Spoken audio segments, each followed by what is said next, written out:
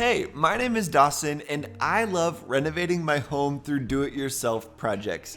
Occasionally, I do get the opportunity to help a few friends out with projects in their spaces, and today I want to show you how I help my friends Emily and James build an electric fireplace in their living room. Let's get started.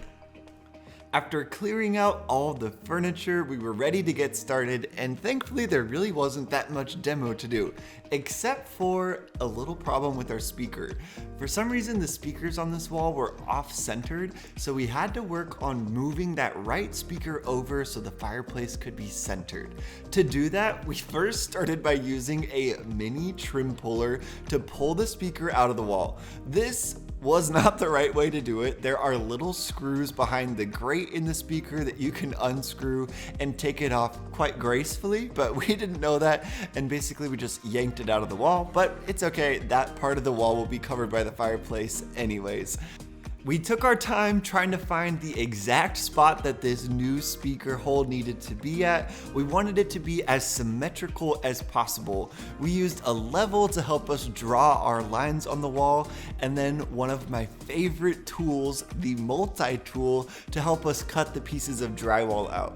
There was a stud in between the old speaker hole and the new speaker hole. So to get around that, we cut a little chunk of drywall out right on top of that stud, and then used the multi-tool to create a little notch in the stud, and then we just laid the speaker wire through there.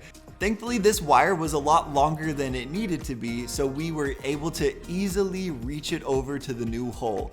After we cut the drywall out where the new speaker will be, James just reached his hand in and pulled that wire over through the drywall. Thankfully, there was only that one little stud there, and this process was actually a lot easier than we thought it was going to be.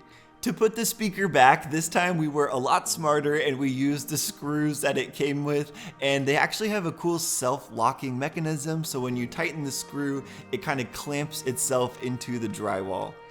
If I'm being honest, the hardest part of moving the speaker was actually just getting this cover plate back on at the end, but we figured it out and we're able to move on to the next little part of our demo, removing the baseboards. We wanted the fireplace and the cabinets on the side of the fireplace to look as built-in as possible. In order to do that, the baseboards had to come off so that we could build everything flush against that drywall. If you are removing baseboards or little pieces of trim, I highly recommend getting a trim puller. It makes it so easy to remove everything without causing a ton of damage to your walls. Unfortunately, these baseboards were installed before the floors. That means that the floors are kind of sandwiching this baseboard up against the drywall, and it was really hard to get out in one piece. I ended up having to use the multi-tool to cut it into small sections, and then a combination of my trim puller and a rubber mallet to hit them out chunk by chunk. If the baseboards are on top of your floors, it's usually really easy to take them off. Once we were done with that, it was time to get building. We picked up what felt like a million 2x4s to build the frame of the fireplace, and I brought my saw over and we kind of set up a workstation in Emily and James's backyard. And I'd like to take a quick moment to introduce Manu, our team mascot and work supervisor. You'll see him running around in the rest of this video. Now, to build the frame, we actually made 3 different pieces, 2 side pieces that were exactly the same, and then one really big front piece that was custom built for the fireplace opening, TV mount, etc. And just as a quick disclaimer, this frame that we're building is not structural to the house. It just needed to hold up the weight of the TV and our little fireplace insert and give us something that we could attach our shiplap to. So don't stress, we know this is not the traditional way to build frames. This is just what worked best for us and this project, and we made sure it's very secure to the studs in the wall and it's not gonna come falling down or anything like that. To attach the frame pieces that we built outside to the wall in the house, we used a couple of horizontal 2x4s that acted as more or less our anchors for the frame. We put these into these studs behind the drywall with lag bolts. These are really long and strong bolts, similar to what people use when they mount their TV. And the cool thing is these horizontal 2x4s acted as two different things. One was something that we could attach the side of our fireplace frame to, and the second is something we could build the platform off of that the fireplace will sit on. But I'll show you that a little bit later in the video. We brought the side pieces of our frame in first and attached those to our new anchor using pocket screws. It would have been great if we could have used a lag bolt to attach the side frame to the wall in the house, but on the left side there was no stud in the wall behind there, but on the right side we did get lucky and we were able to put a few lag bolts in. So this thing is really strong. After installing that first anchor, we realized that it was too high up, so we moved it down a few inches to make the fireplace closer to the ground. We did also fill in the speaker holes using some leftover pieces of drywall, and if you're curious about patching drywall holes, I will link a video that I created explaining that whole process and how to fix the texture as well. We added a couple more horizontal anchors all the way up to the ceiling, and the frame just kept getting stronger with every anchor and pocket screw that we added to it. We are not professionals in any way, and it did take us a full 5 hours from shopping in the morning for all the wood to get this far with the frame, but I'm really proud of our little DIY team and what we accomplished on day one.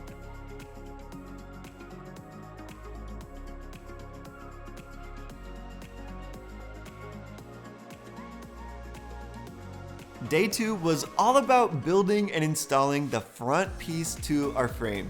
This part of the process was pretty complicated because we needed to account for where the fireplace insert was going to go and sit and make sure that the hole that we built was the exact dimensions that it specified on the product description website.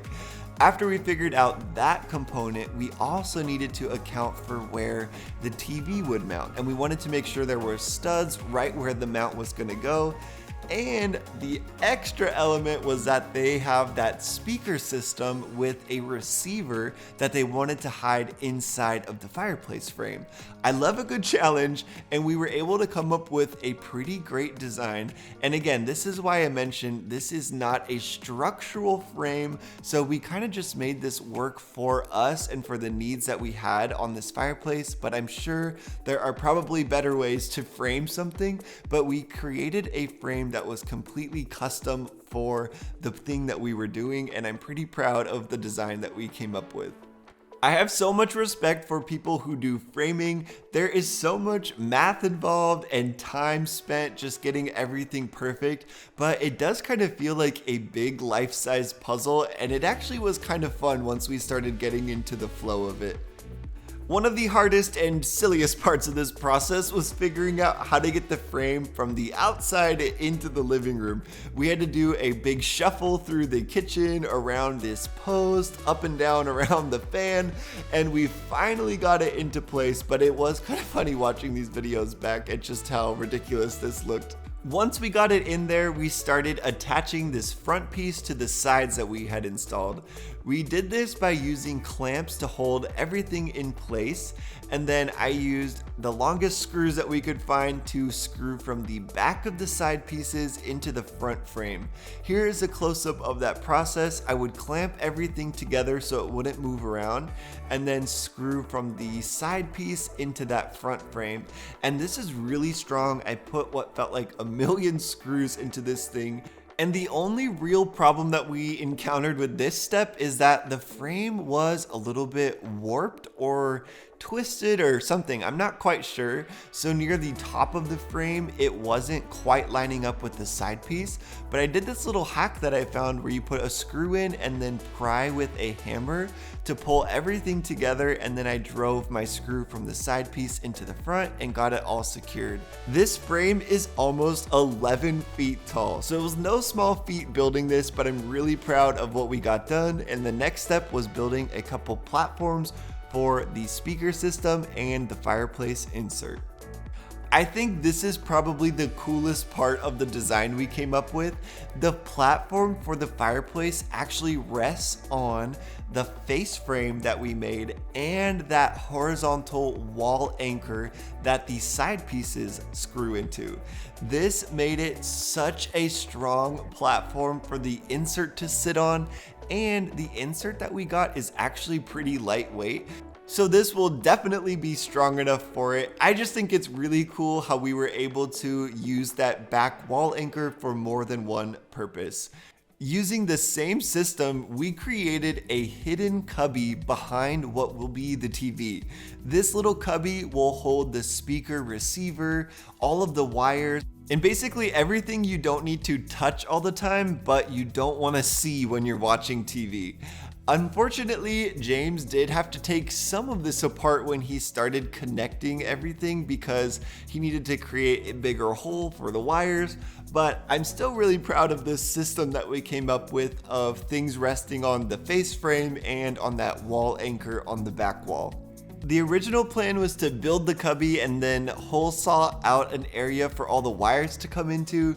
If I was doing this again, I probably wouldn't add the side or top pieces. No one can see that from the front of this fireplace anyways, and it would have given a lot more access room for all of the wires, but thankfully James was able to figure it out, and I think he ended up taking the top piece off to get all the wires in there. Here's what the frame looked like when it was all said and done, and the little risky part of this operation is that we didn't have the fireplace insert when we were building all of this, and there was no way to check that the hole was the right size. We could not wait to open this thing up once the fireplace came. It comes in a couple different pieces. The first is an insert, and this is what actually creates the heat and has a fake flame. There's a couple different options of what you can put inside of it as well.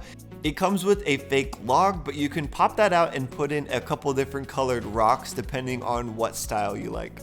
Now, the moment of truth, we brought the fireplace insert over to our frame, and thankfully it fit. We left a little bit of wiggle room so we could slide it left or right, up and down a little bit if we need to, but I'm so glad that this worked.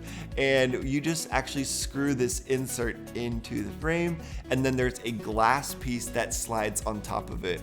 Once we made sure the frame was 100% good to go, it was time to start covering it up with shiplap.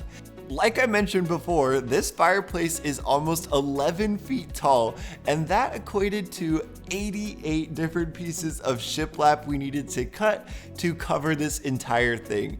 It's a lot easier to paint shiplap before you install it, so James and Emily set up this little paint station and they worked on this at night, kind of as their DIY homework assignment.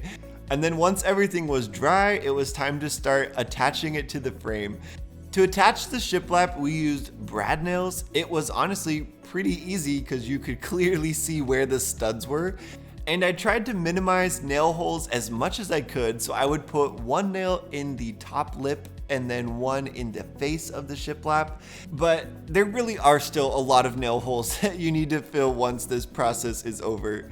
Don't worry about that raw edge of the shiplap, that will get covered up with some pieces of trim.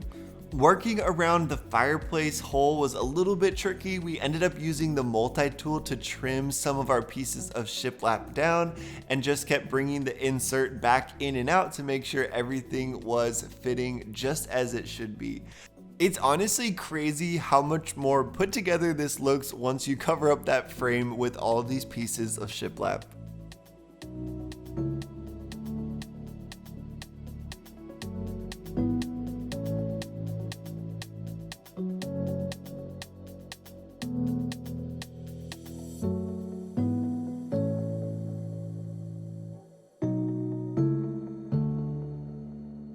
We did get our math a little bit wrong and ran out of the last few pieces, but we were able to get back to it the next day and cover up that last little bit of the frame. And one thing to note is that your ceiling is likely not completely level. The last piece of shiplap, I had to just kind of scribe out a corner of it because that part of the ceiling dipped down a little farther for some reason. So just keep that in mind when you're doing your project, that you might have to make a few custom cuts once you get up to the ceiling. I wasn't too worried about making sure it touched the drywall completely because we were planning on putting a few pieces of trim around that corner as well. So it just needs to be pretty close, but not exactly a tight fit with that drywall. After building that main structure, we shifted our focus to adding some storage cabinets on the side of the fireplace. We started by building a 2x4 platform that these cabinets could sit on so they would be the same height as the baseboard. We did not have time to build custom cabinets, so we just used 12-inch deep kitchen upper cabinets from Home Depot and attached them to that platform and the fireplace to make them look super built in. We also added a little access panel on the side of one of the cabinets that will go into the fireplace itself. This will allow James and Emily, if they ever need to unplug something, to reach their hand through this hole and into the fireplace so that they could unplug something in the case of an emergency or if they just want to move things around. It's wide enough that your arm can fit through, and once we got that hole cut, we brought the cabinet over on top of that platform, drew a little Sharpie line where the hole matched up with the fireplace, and then repeated that same process of using a hole saw and a multi-tool to cut a hole into that shiplap. This hole is right where the outlets are that the fireplace plugs into and some of the speaker equipment. So it's a really quick reach in to unplug anything if you ever needed to. Definitely make sure you add an access panel like this if you ever try building a fireplace project on your own.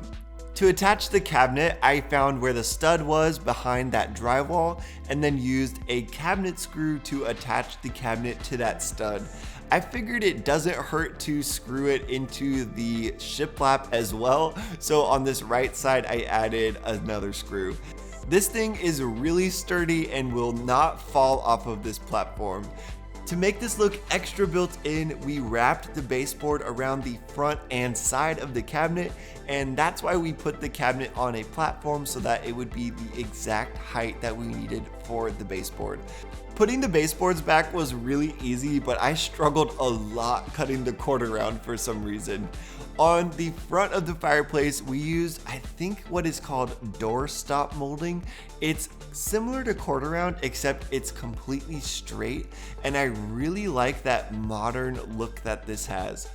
And we also added a piece of trim at the top to cover up the gap between the shiplap and the drywall.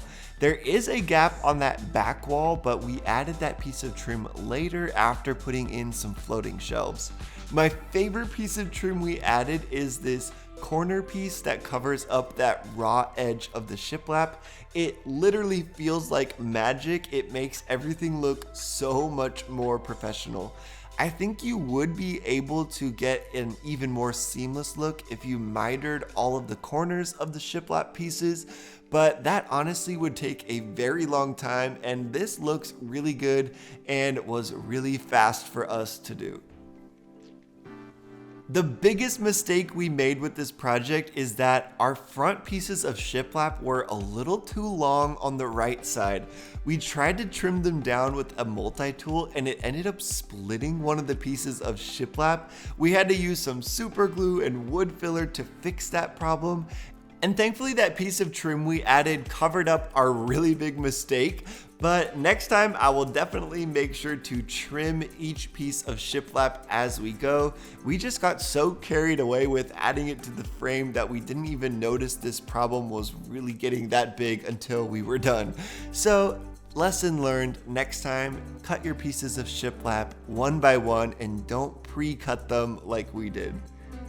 The sides of the cabinets that we installed are just a piece of particle board, and in order to cover that up and make it look a little bit better, I added a 1/4 inch piece of plywood. It's really thin and sits flat against that face frame and looks really good. One of my favorite parts of this process was adding a countertop onto these cabinets.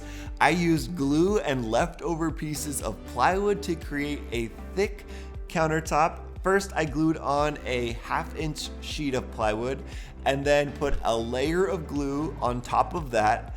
I tried to use little dots so that once I pushed the next layer on, it would kind of flatten out the glue. And the second layer was 3/4 inch plywood. That made the whole thing about 1.25 inches. And I just plopped some weights on here so that it could dry and glue to each other. This will be painted, but the edge of the plywood does not look too great. So we got edge banding, and if you haven't used this before, it's a really thin layer of wood with a glue on the back of it. You cut it to the size you need and then use an iron to heat up that glue, and it will stick to whatever surface you're putting it on. The instructions said to hold a piece of tinfoil in between the iron and the wood, and this was helpful as a 2-person project. One person held the iron and one held the tinfoil. Once you're all done gluing everything up, use a razor blade to trim off all of the excess edge banding. This is the part that I really loved. It's so satisfying sliding that razor blade along the edge of the plywood, and it just trims off all of that extra edge banding. If there are places that feel a little bit jagged, you can sand them as well. Not shown in this video is all of the nail hole filling and caulking of all the gaps and seams, but Emily and James did a really great job working on that, and they also installed the TV and sound system. I was not there for this. I was moving into a new house, but they installed the fireplace insert as well by screwing it into the pieces of shiplap and then sliding a glass front onto it. If they ever need to take the fireplace out, they can pop this glass front off, unscrew the fireplace, and then access whatever they need to behind it. They painted the cabinets a color called iron ore, and I really love that contrast it brings against the white fireplace shiplap. They chose a champagne bronze handle, and I think that looks really nice against the iron ore color as well. Now, to wrap up this project, we built 2 floating shelves and a mantle, and it's actually pretty easy to do. There are a ton of ways to build floating shelves. This is a pretty beginner-friendly method. We started by building a frame out of 2x2 boards, and then we attached that frame to the studs in the fireplace. Thankfully, we knew exactly where the studs were, so that was a pretty easy process. And then we used a couple different sizes of oak boards and stained them with Watco Danish oil. I love this stuff because it's a stain and clear coat all in one. The top piece is a 1x8 piece of oak. That rests on the frame that we built, and I brad nailed it in a couple places. The front and side are 1x3 pieces of oak, and those just get nailed in as well to that frame. The bottom part of the shelf gets covered up by a 1/4 inch piece of plywood that again just gets brad nailed into that frame. We ended up not having to fill the nail holes because they kind of went into the grain of that wood, and it was really hard to see where the nails were anyways. We did the same exact process on the sides of the fireplace. We originally planned on doing 2 shelves on each side, but it started to feel a little bit crowded, so we opted just to do 1 on each side of the fireplace, and I think that was a really good choice. After we got the shelves installed, we were able to add our last piece of trim, and you can see there is a gap between the shiplap and that back wall. And we waited until the end to install this piece of trim so that we could work it around the shelves that we wanted to put in. The one very last task that we needed to do was fix the texture on that piece of drywall we cut out for the speaker wire. I grabbed just a can of wall texture, taped off the area, and then did a couple coats of this and knocked it down with a putty knife. Here is a refresher of the before. This space was just needing a little bit more character, and I think we totally did that by adding in this custom electric fireplace. It was cool to see how Emily decorated this space, and I had so much fun working on this with them over the last few weeks. This was definitely my biggest project to date, and I'm so proud of the way that this turned out. Make sure you're subscribing to see more home renovation and do-it-yourself projects. Thanks for watching.